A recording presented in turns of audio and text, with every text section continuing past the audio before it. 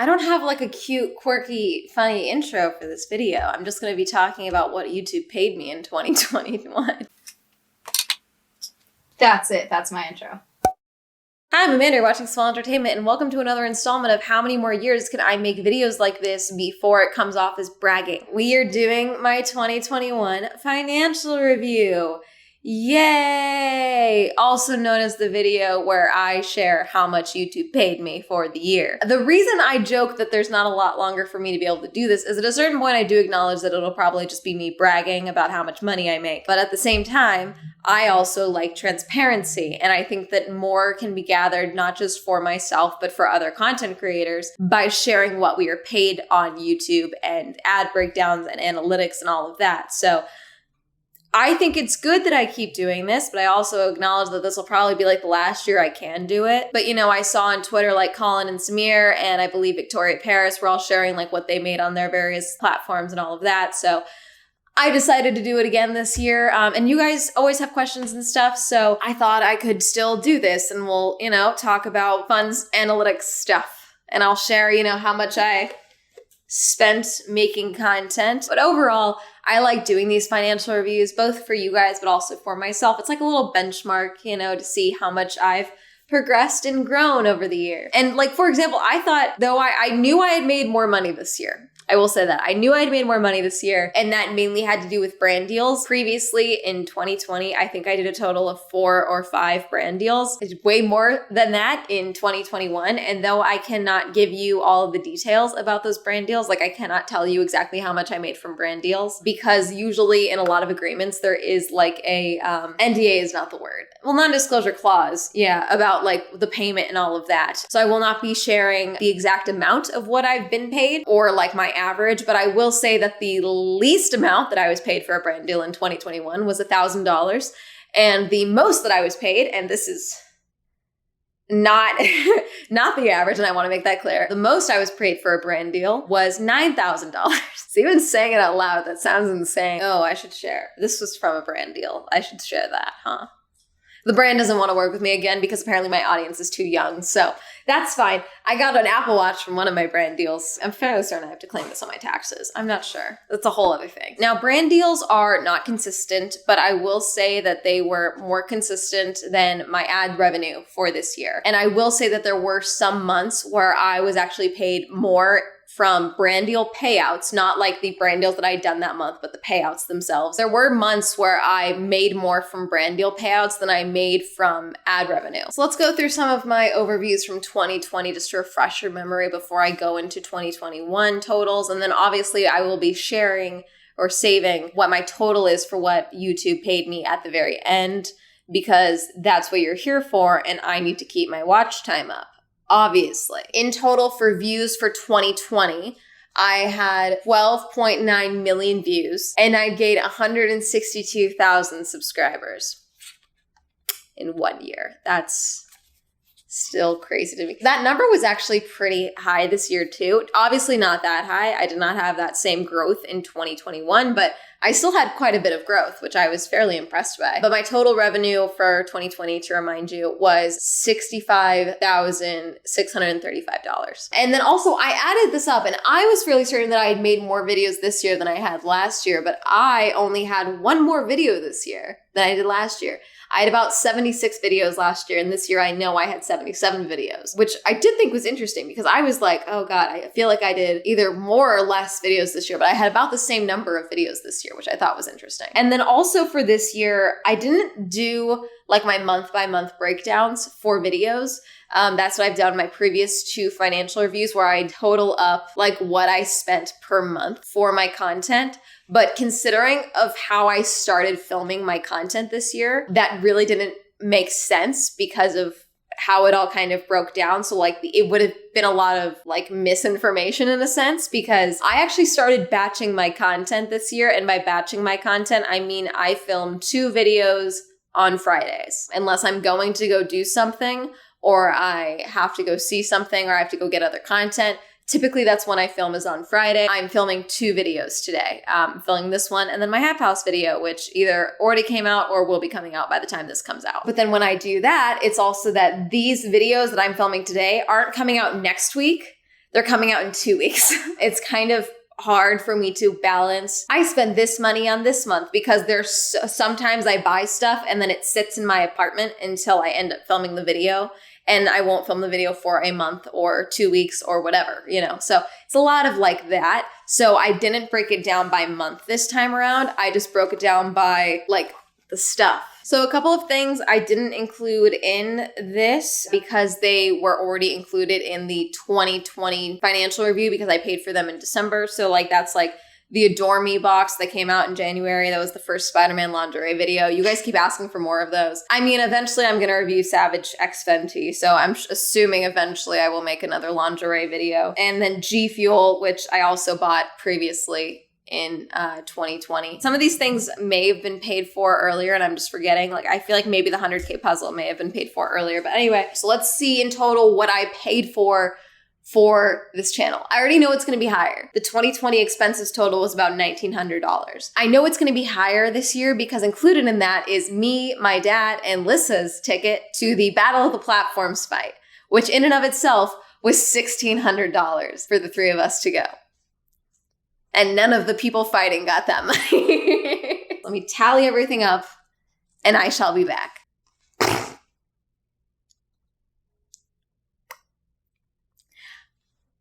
I both expected it to be lower and higher. It's saying that I totaled about $4,226.17. And again, that's the barest of bare minimums for what I spent towards this channel. That doesn't count any travel times. That doesn't count any of my parking out here in LA. Doesn't count time, doesn't count meals. Well, I counted the meals of like the things that I reviewed, like Jonas Kebabs, Gay Burger, Lorraine's Loaded Mac, all those things, counted all of those. I mean, I made quite a bit of content this year and quite more of it was product reviews. So I mean, that does make sense. And then obviously we're adding just a whole chunk of $1,600 in there. That's a lot. Obviously that's more than last year. Now that's not all of my tax write-offs. There's more. Definitely not as much as I had last year, I think. Last year I had more write-offs because I had to get a new computer last year. My other computer I'd had since 8th grade and it was killing itself. So I needed a new laptop. Did not have that type of purchase this year. I controlled myself and did not get the colored Mac that I wanted. Maybe that's a 2022 purchase, depending. I don't know. But yeah, so that's what I paid. Do I think it's worth it for the amount of content? Obviously, it's not worth it in that it's like, it took a chunk out of my payments because obviously that went right back into videos, and a lot of times videos pay for those things themselves, whether it's a write-off or not. Obviously you still have to pay for it. We can probably go through and add in like what it also cost me to pay William to edit the videos that those things are in. And then there's kind of more of an understanding of cost. I should have tallied up everything I paid William this year. That's what I should have done. But then I also don't think that I should because obviously he's like, I don't consider him my employee. I consider him like his own person that I just make sure helps me function.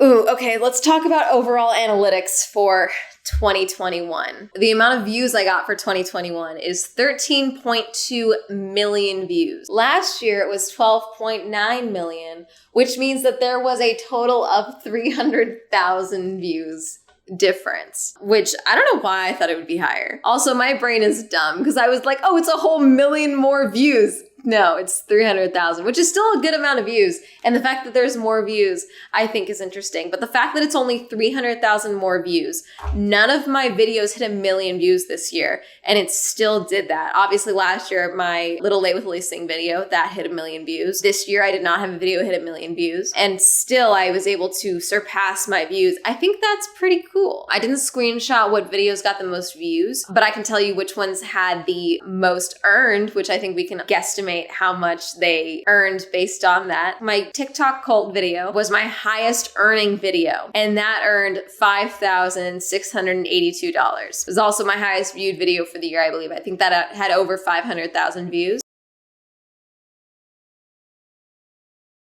second highest earning is my old review, and that was $4,619. Followed up, I talked about TanaCon on Dr. Phil, $3,413. I still think eventually I should do how much money TanaCon has earned me in total, because I do think it's probably a weird amount of money. TikTok made me hate a building, $3,000. And then Ray Dunn and the Moms Who Love It, close to $3,000. I do think that I need to make more cult of videos. I know you guys want them. Those are also the highest views videos for people who are non-subscribed. Speaking of non-subscribers, I got a partner manager at the end of 2021. We did a couple of deep dives on my channel analytics and all of that. They kept showing me the same analytics where I was like, I know all of these because I see all of these. Thought you're supposed to give me new information. Something that they were showing me was like, oh, look, your non-subscribers views are down. And I was like, I know, but then I go and look at these analytics and it shows me that you guys are not showing my videos to people who are not subscribed. And they're like, oh yeah, but like, it's because they don't like these videos.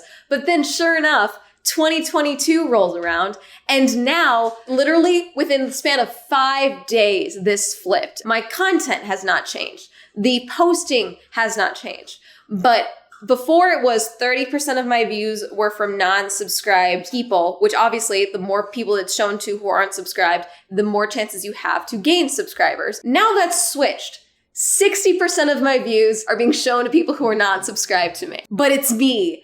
Okay, YouTube, sure. I think they just mess around with the algorithm. So let's look at the analytic differences between there's a cult on TikTok video and Old is the Worst Movie of 2021 video.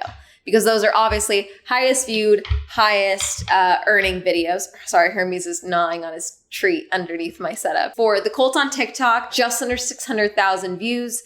And then the old video has 500,000 and like 66,000 views. 500, 600, blah, blah. Over 500,000 views there. How about that? Revenue, oh my gosh. The RPM on this isn't stupid. $5,692 for the cult video. And I'm surprised, cult content seems like something that would be demonetized. The RPM on this video is $9.57. That is stupid high to me for cult content. And I've had someone say that my RPM is pretty high for my type of channel, especially considering I'm a conglomerate channel and that I talk about whatever I really want to. My ad revenue is pretty high, so that's pretty good. And then CPM, which is what the advertisers are actually paying, RPM is more close to what I'm getting paid. CPM is $17.64. So I don't know what about this. Maybe it's because it's TikTok. Maybe it's because it's a cult. I don't know, but people like it. Oh, and then everyone always asks about YouTube Premium. It does give me a breakdown on what videos and how much each makes YouTube regular and then YouTube Premium. So from YouTube Premium, my revenue for that video was $446.80. And that does get added to my overall revenue from Google AdSense. So when I say $5,692, that includes the YouTube Premium. So the average view duration for that video is also 13 minutes and 9 seconds. It's a 26-minute video, so that's about half of the video. That's pretty good. And then, so let's look at old for comparison. $4,624 is how much it's made. The RPM here is $8.15. The CPM is $14.29. Yeah, see here, the watch time too is also $13.26. That's pretty good as well. Huh. Wow, the gender split on this one is drastically different. 70% of females watched my old video.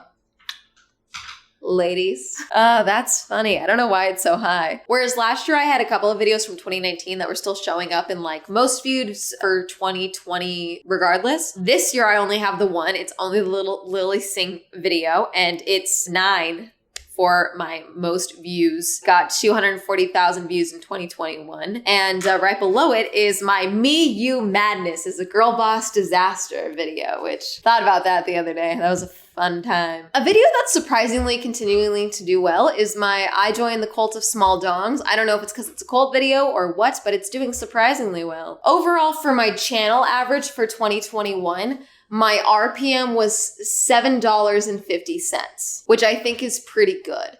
There have been times where it's been higher, and there were times where it was consistently higher, like it was consistently $8 or $9. But $7.50 I think is a pretty good consistency. I think last year, because of the COVID times, it dropped to like $3 because sometimes it was pretty low, but I can't remember off the top of my head. And then the CPM average was about $14.41. Should I share how much I made now? I should just share it. So according to Google, according to YouTube, I made $98,761.58.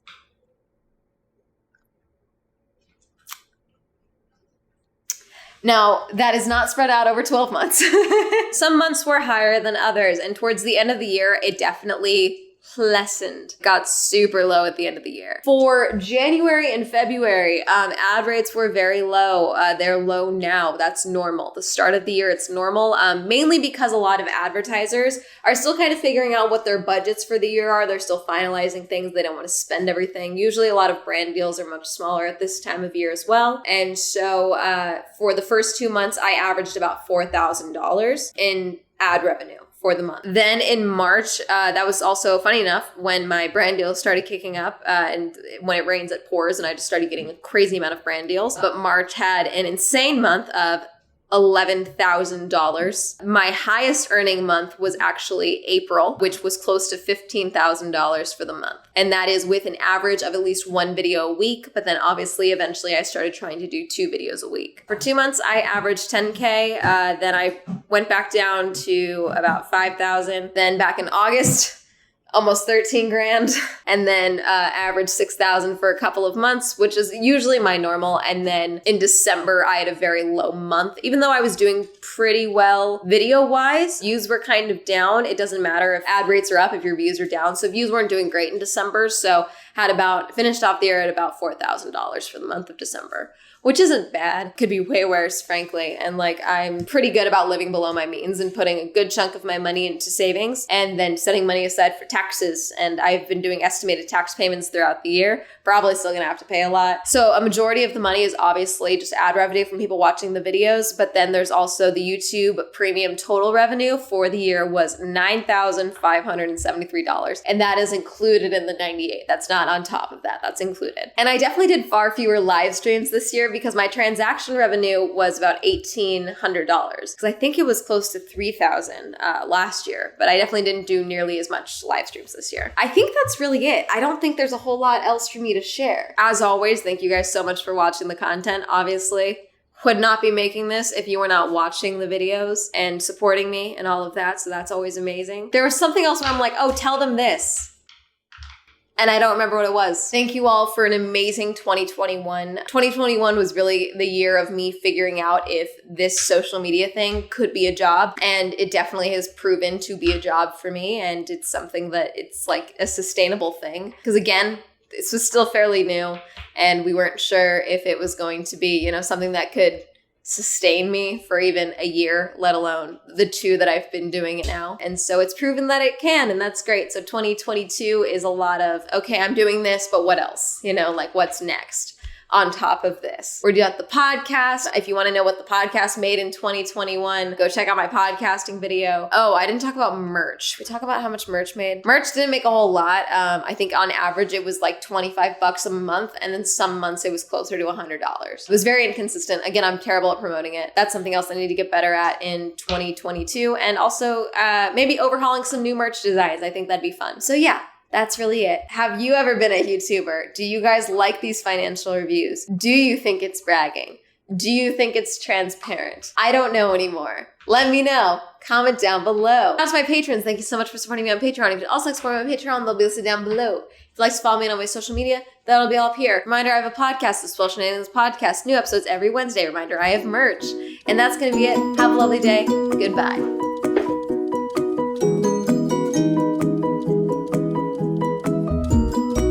My most expensive element of my life, my baby boy Hermes. Thank you, Alan, Cameron, Christopher, Chris, Cody, Colton, Crash PC, Destiny, Devin, Dirty One, Dawn, Elliot, Evan, Feckless, Hopeless, Hollow, Jacker, Ray, Joe, John M, Jordan, Joseph, Kenny, Kevin, Kim, Kristen, Lauren, Lamb, Lex, Lisa, Louise, Matt, O, Matthew S, Me, Lord the Red, Michael, Micah Jane, Nathaniel, Pat, Penn, Rob, Robert Ross, Sam, Serena, Skylar, Simon, Tasha, Timothy, Tom, Wendy, Williams, Endry.